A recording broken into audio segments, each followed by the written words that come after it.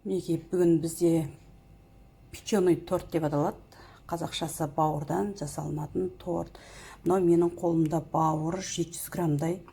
Өкінішке орай мен қойдың бауырын таппадым. Бар болса қойдікі жарайды, сиырдікі жарайды, және тауықтың бауыры жарайды. Енді өздеріңіз көріп отырғандай, мен мына сыртындағы пленкасы дейді, мына пленкасының барлығын, сыртының бәрін алып, жуып, тазалап қойдым. Сосын бұның арасында өзі мынандай жаңағы ақ, жаңағы не дейді, трубочкасы сияқты болады ғой, сондай жері бар. Соның барлығын мен алып, кесетін кесіп, сыртының аршылатын жеріне дейін аршып, кесетін кесіп тастадым. Енді мінекей, мына жерін опырып, барлығын кесетін жерін мен кесіп тастадым. Мынандай нелер жерлерін барлығын, үлкендерін бәрін алып тастадым. Желательно соның барлығын алып тастау керек. Енді мен қазір қолымда месерек күн бар, месеректің барлығын дайындап қойдым. Қазір мен турап алайын. Турап болғаннан кейін міндетті түрде көрсететін боламын. Кесіп дайындап алдым. Енді осыны месерек күн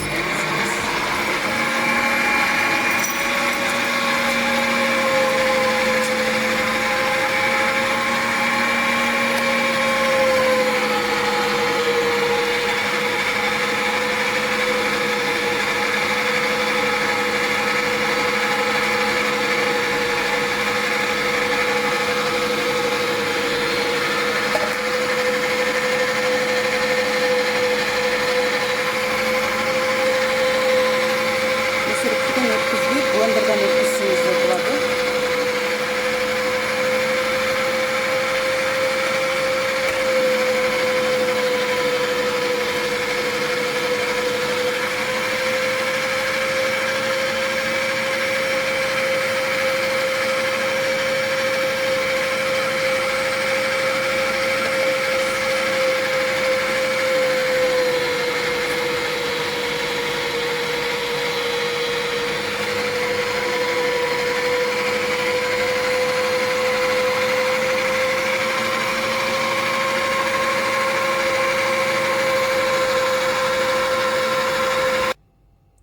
Мінекей менде қазір дайын болды. Енді 700 грамнан өтірік айтпай қойын, 500 грамм шыққан шығар. Менің қолымда қазір таразы жоқ, бірақ енді көлеміне қарап айтып тұрмын. 500 грамм менде шықты, өйткені көп отход шықты. Жаңағы өтпей қалған жилкаларының барлығын алып тастадым. Неге месерекпен өткізілді. Бағана айтқандай жаңағы блендермен де өткізуге болады, бірақ өзіңіздің қалауыңыз бойынша. Месерекпен өткізген негізі жақсы екен. Жилка-милкалардың бәрін өткізбей қалдырды. Ол да жақсы, өткені барлығы бір келкі мягкий әдем болып шығады. Енді біз ары қарай ішіне қосатынымызды қазір ары қарай жалғастырамыз.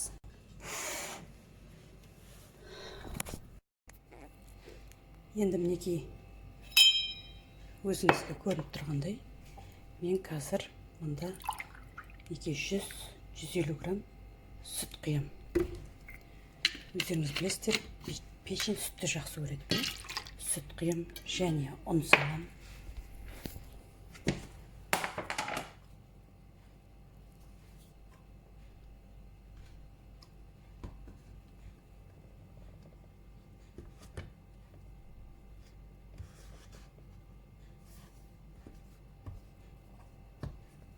Енді мен мына жерде көз мөлшермен салайын.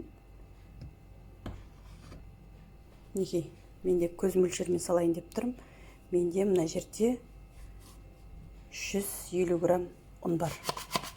Осының бәрін қазір блендермен өткізем. Барлығын салған жоқпын. Қалғанын қазір есептеп тұрып, қоюлығына, сұйықтығына байланысты салам. Неге енді осыған қолымда 3 жұмыртқам бар. 3 жұмыртқамды осының ішіне салып, тағы да блендермен айналдырып жіберем. Мен әлі айналдырған жоқпын, өйткені блендерімнің екінші насадкасын таппай жатырмын. Қазір айналдырам. Оған дейін мен тұзымды салып дайындап қояйын. Мінекей кәдімгі тамаққа тасталғандай тұзды салып дайындап қойдық. Қазір блендерге үшін табамыз, сосын айналдырамыз.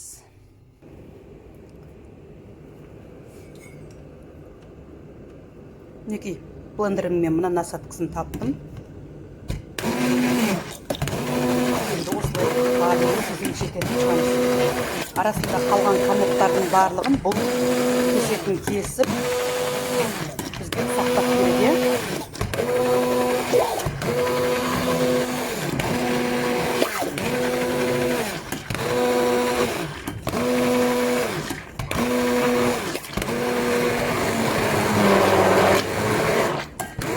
Егер сіз көп үлкен объемға жасайтын болсаңыз, бір күн бұрын дайындап қойсаңыз өте жақсы болады.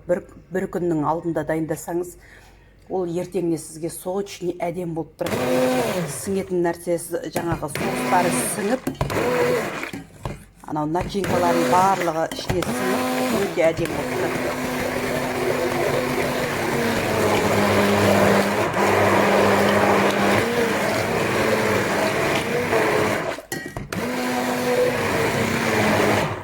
Бізде дайын болды.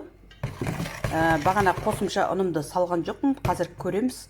Бір блины жасап, содан кейін ары қарай жалғастырамыз.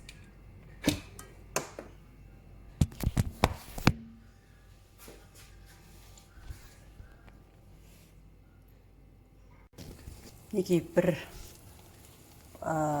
блинын құйдым. Қазір көреміз. Міндетті түрде антипригарный сковородка қажет деп айта алмаймын, но бірақ енді бар болса, сол антипригарный сковородкамен қолдансаңыздар болады. Мына менің начинкам мінекей. Мінекей, мен блинным. Мен өкінішке орай қазір қолымда штативім жоқ қолымда. Сондықтан қолмен түсіруге тура келіп тұр. Мінекей бізде әдемі, өте керемет болып дайын болып жатыр. Енді бағана мен қосқан 110 грамм ұн болды, 500 граммға Сол осы ұннан артық қажеті жоқ. Өздеріңіз көріп тұрсыздар. Осының өзі бізде әдемі, жұп-жұқа әдемі болып пісіп жатыр. Начинканы қалай жасауды қазір міндетті түрде көрсетемін. Енді осы ары қарай жалғастырып, осы блиныйды біз осы біздің печеный блины етіп барлығын 10 шығама, 8 шығама соны дайындап шығамыз.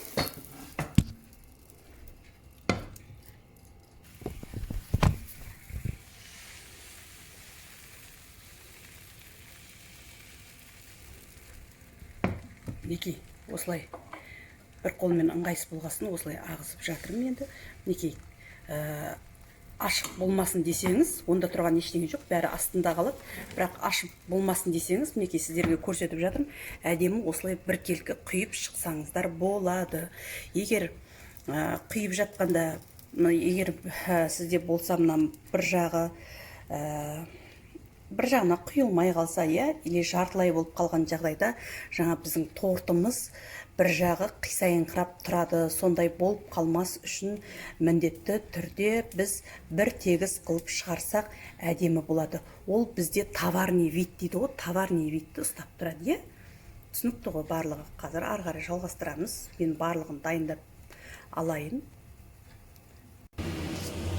Мінекей менде 1, 2, 3, 4, 5, 6, 7, 8, 9, 10 шықты. Өте барлығы жақсы, әдемі, жұп-жұқа. Мұнда тағы біреуі бар, ал мұнда 2 штук шығатындай бар. Екеуі 1,5 көреміз енді бұйырған. Екеуі өздеріңіз көріп отырғандай, менің қолымда шпажка для барбекю. Алдыңғы сабақта естідіңіздер, барлығын білесіздер.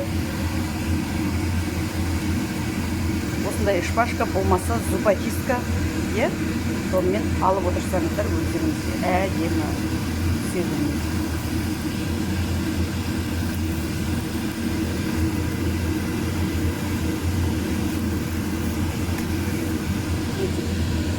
Осылай шетінен бересіздер. Пленыйды алғандай мен алып алып ары қарай шығара бересіздер.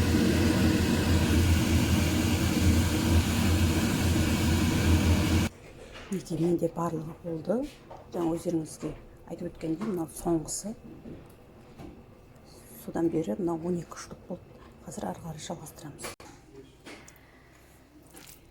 Менің қолымда дайындап қойған зажарка. Өздеріңіз көріп тұрғандай лук, морков, майда жақсылап қуырылған және тушь-етілген. Алдыңғы сабақтарда өздеріңіз білесіздер, бұны көрсеттім. Зажарка барлық тағамдарға да барлығына қосуға болады. Және менің қолымда 15% сметана, қаймақ. Егер сіздің қолыңызда сметана болмай, майонез болса, майонезді қоса берсеңіз болады. Мен үшін барлығы бір болсын, бір-бірінің үстіне жағылмасын деп, мен қазір осының бәрін мынаның ішіне араластырам.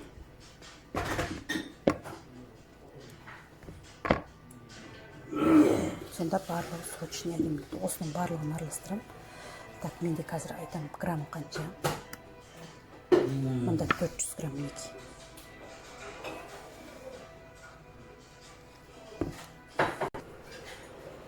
Мінекей жаңа өздеріңізге көрінгендей барлығын араластырып тастадым.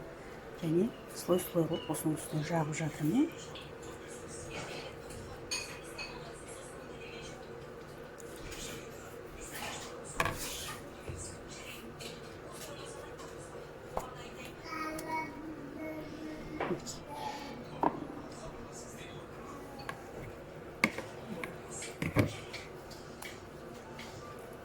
Осылай барлығын жағып шығам.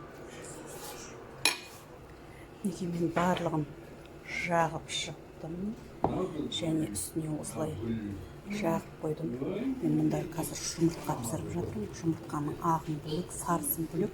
Осының үстіне торт есебінде жағатын боламын. Ортасына розочка гүл.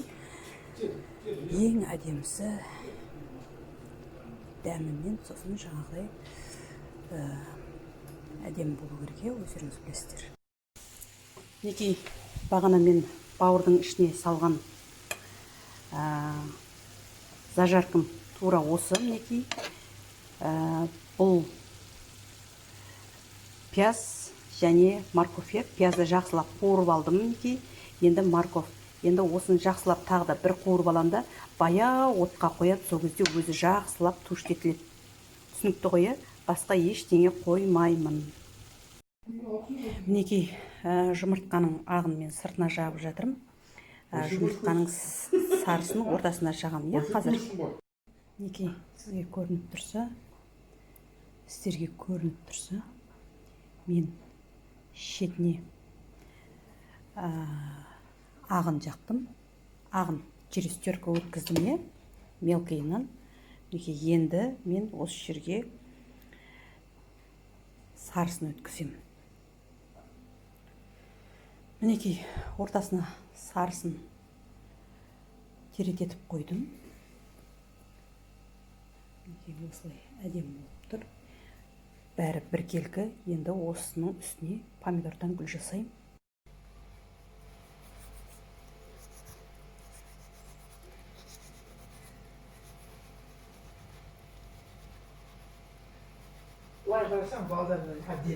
Қазір тәтемен видео түсіріп болайын.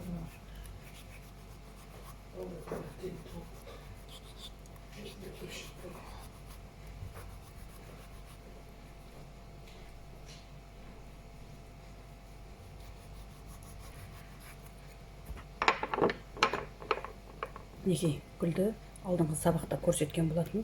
Қазір қолымда өзімнің пышағым жоқ. Енді өздеріңіз көріп отырғандай